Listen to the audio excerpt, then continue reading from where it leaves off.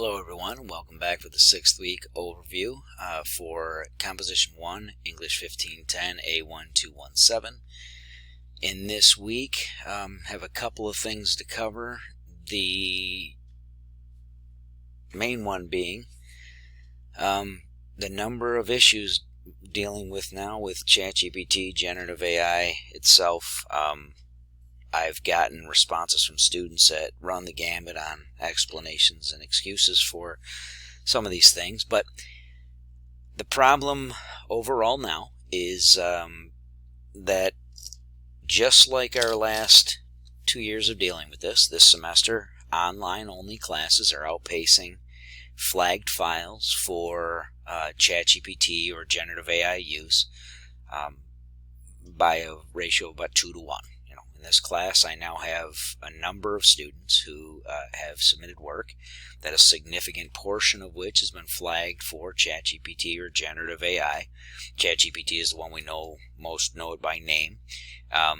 But as detailed in the syllabus, the content here does not allow for the course instruction content, does not allow for Grammarly, Grammarly Plus, any of those other things. Spell check and grammar check on Word are not the same thing. Those are allowed all day, every day, right? Those are just internal, not generative AI. They're screening software programs that do a couple of minor things to address minor issues in grammar, mechanics, some punctuation and style, and then spelling, and that's it. And the rest, the students are supposed to know how to do. Having said that, I have to remind students this week of a couple of things. Last week, I did update the 5th week overview, and I added comments in there about flagged files. This is going to remain open. The 5th week overview is going to remain on here until Tuesday at 11:30 p.m. So the 12th at 11:30 p.m. Today for this 6th week. This overview here will remain again as usual up till next Monday. The course schedule, as we are dealing with these pieces, I had this moved to Wednesday. I'm allowing this memoir final draft to Thursday.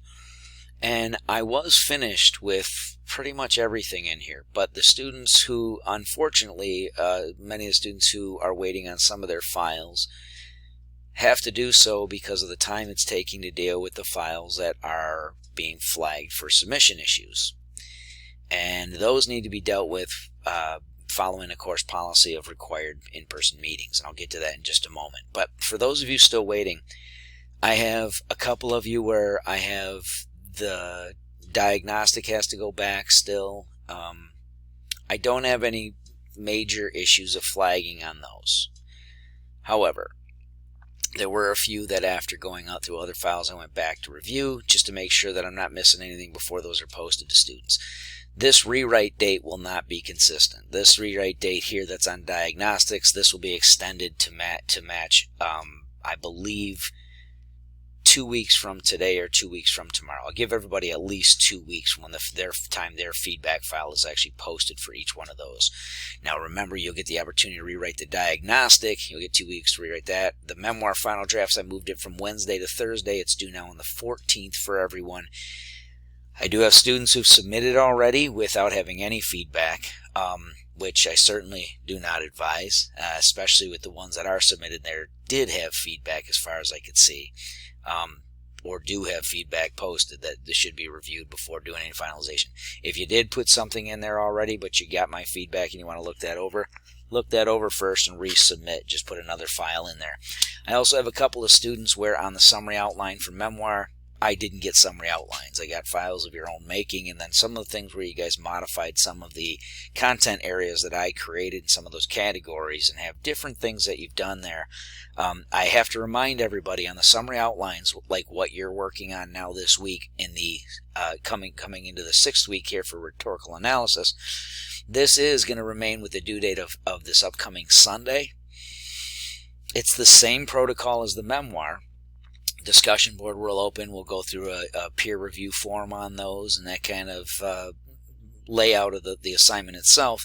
and then you guys will submit those summary outlines. I should have no issue getting through these in the timeline of you guys before you're submitting a final draft on rhetorical analysis. But again, there is a discussion board for peer review. Make sure that you're participating in this. This one will not be excused for any reason. I made adjustments on the last one. I counted the credit for students on the memoir summary outline rough draft discussion board for peer review.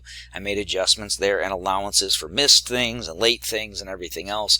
I did extend that 3 additional days and still didn't do much in the area, including a couple of students. Now remember, I got contacts from a number of students, so no one think I'm calling you out individually, because this spans across multiple classes, and in this class across multiple different students.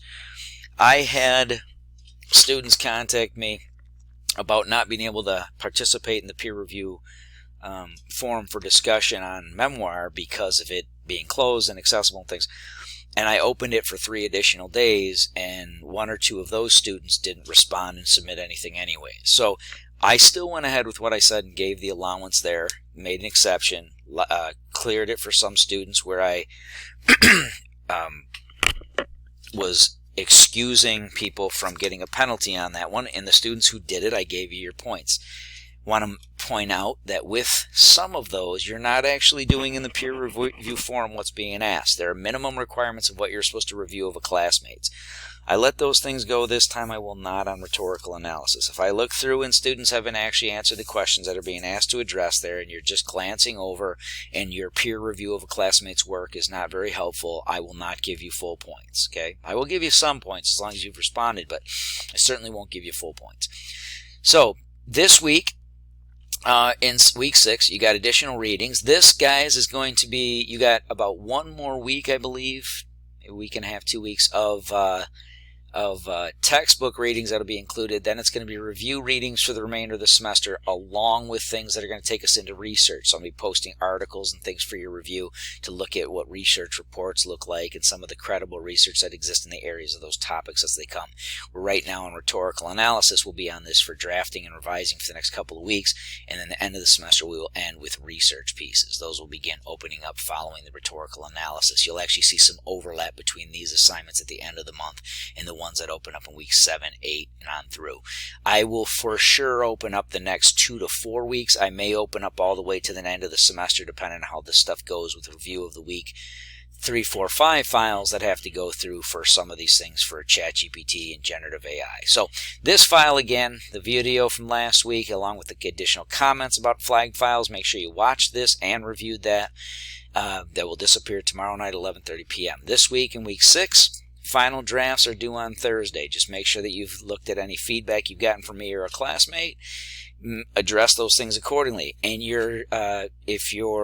just so you know, everyone, regardless of getting a diagnostic feedback back prior to having this, everyone is required at least 1 tutoring session for the semester. So some of you are being recommended to take tutoring sessions just the one time. Others with a YTR2, the tutoring recommendation of a 2, means once per drafting stage. That would be 3 to 5 times in the semester, depending on how many we're calling official drafting stages.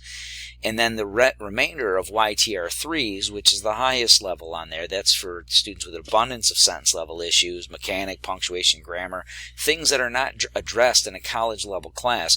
You're recommended to go to tutoring for every drafting component at every point in the drafting stages, which is anywhere from 5 to 8 times in the semester. Again, I can't force students to do that, but just note, if you don't, and I still see the sentence level issues, and I know you're not seeking out that additional support, I am marking you down for sentence level issues from here on all drafting stages. I was marking them because of an allowance that we can still address some percentage of remediation at the early portion of the semester, but I've already done enough of that with summary outlines and diagnostics, and then I will do some on the final drafts of these once they're submitted. Once these final drafts are in, it will take me 2 to 3 weeks to get students back their final drafts on all of these, and then you'll have 2 weeks each of you to rewrite that based off of the comments and corrections that are there. Keep in mind, that doesn't mean I'm marking every sentence level issue, but you will be marked down for those. You should know those, have that skill set with you when you come to the college class level. Now, I want to remind everybody here, under Student Services at the top, if we click and we were to go to Academic Support Center. It's going to take you externally to that page. I'm not going to go to there again. I've done that in every week, I think, since the start of the semester. Go to the tutoring that's on the left-hand side. Download the PenG app if you want to, and you can schedule online or face-to-face on-campus tutoring sessions. Again, this is due on the 14th. The new piece that we're coming into now as we're finalizing our memoir final drafts is the rhetorical analysis. The rhetorical analysis Dropbox that's down here. We have our component pieces. I have a couple of things that I have open in the background here to show you on this. Here's the rhetorical analysis Dropbox that's listed right here on the 17th. We got this layout. There's an overview instructional video in here to follow for these. Make sure that you read through. These must all be YouTube commercials that you guys are picking in rhetorical analysis. You're selecting a commercial from YouTube. I want everyone to get a commercial that's 1 to 2 minutes. Okay, nothing longer, nothing shorter. There are a number of different reasons as to why, but we need to make sure that I can find something that we have enough content, enough in the content to write about and analyze, and it's not too expansive to where we get lost in it. These papers don't need to be even as long as the student sample one that I include. So you're picking an ad. You're following these directions, and you are analyzing the rhetorical devices. You're using the concepts of logos, ethos, and pathos. Remember, those are rhetorical concepts. They are not the rhetorical devices. Anybody going through this lesson, you make sure that you're doing this, going through the video and following all these instructions that are listed here. Nothing here is haphazard. Part 1 here, we're doing the summary and the outline. For the summary and outline, you're going to write a 200-word summary, and in the outline, you're going to break down, in accordance with the rubric and this template, what things you're writing about and why. So the rubric is here as listed in that Dropbox. You're going to pick one of those commercials. You're going to follow a general to specific layout for the intro once again. What type of commercial category would your piece be in? That's the opening statement. An example or two of an ad that is not yours, but it's similar in its content and context. With your topic section, you're going to give what your actual topic is, and then you're going to say who made it and why. At the end, you're going to give a lead-in or a thesis statement that explicitly states what the rhetorical devices were that were used to make their claim. So read these examples that are here. The body paragraphs, each one of the body paragraphs is going to focus on a separate rhetorical device. If you say that imagery and sound and celebrity figures as anecdotals or as ethos appeals, humor, whatever the things are, most of these will have voiceovers, sound, music, celebrity spokespeople. Imagery is pretty much one that everyone's going to have, imagery and sound to some degree. But make sure that you read through these and you understand each body paragraph is focusing on a different rhetorical device, and then in the framing with that rhetorical device, you're going to present your analysis of it. Everyone is to download this summary and outline template just like for the memoir piece. And with this outline, remember, just like with the memoir, you are writing here in the template that's provided to you. Follow all these instructions. The references it makes here, this does not remain this title. This should be your title. This is not your link. This is the sample link. This is something you guys should look over too. The Always Like a Girl example ads that are that's in there in the analysis of that, because the breakdown is used in a number of different places in the examples and instructions.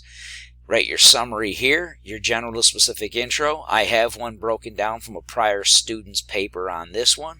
They give the contents of general, specific, your topic, and thesis. And you'll see here each body paragraph starts with a topic sentence where you'll remove these and write your own.